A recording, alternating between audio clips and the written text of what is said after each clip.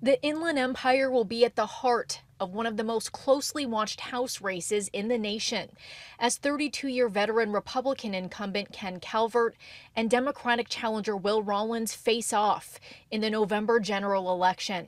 The Inland Empire is a stepchild of LA and San Francisco and San Diego. So we have to fight for those resources to come back to this region.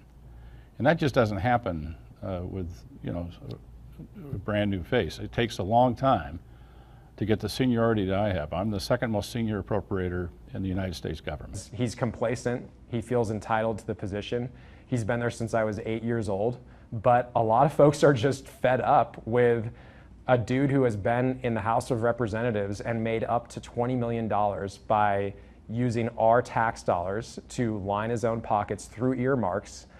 And the rest of us are just struggling to make the rent at the end of each month. The race for California's 41st congressional district seat will be a pivotal one because it could help flip the Republican majority in the House. That's because of 2021 political redistricting that changed the landscape of voters in the Inland Empire.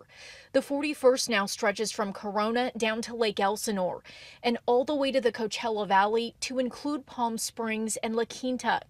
It's home to a similar amount of Democrats and Republicans and about a third of independent voters. And I think most independents are going to vote, for common sense. People want common sense in government. They want things to cost less. They want things to work better, and they know inherently that more regulations and more government fiats don't necessarily help. In every corner of this district, the number one issue that I hear about, whether it's the Coachella Valley or the Inland Empire, housing costs. I mean, for people who are millennials, Gen Z, a lot of folks want to move out of their parents' house before they turn 40. We can start by cracking down on corporate investors who buy up properties and jack up rents. Will Rawlins says as a former prosecutor, he went after cartels and fentanyl. If elected, he says he'll protect women's reproductive rights, fight to end government corruption, and cap the cost of prescriptions. Calvert says he's brought more taxpayer money back to California than any other member of Congress.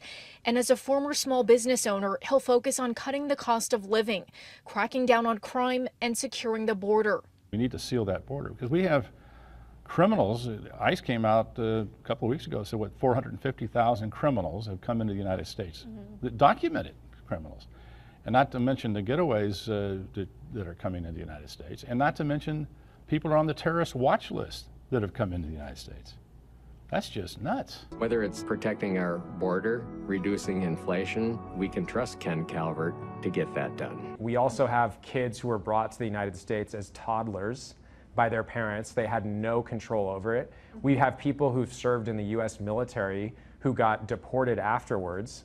All those folks deserve some pathway to citizenship because it's going to help grow our economy, and it's also going to just live up to our values as Americans. Republicans have a 7-seat majority in the House now. This race will be critical to their future control. In Corona, Nicole Comstock, KCAL News.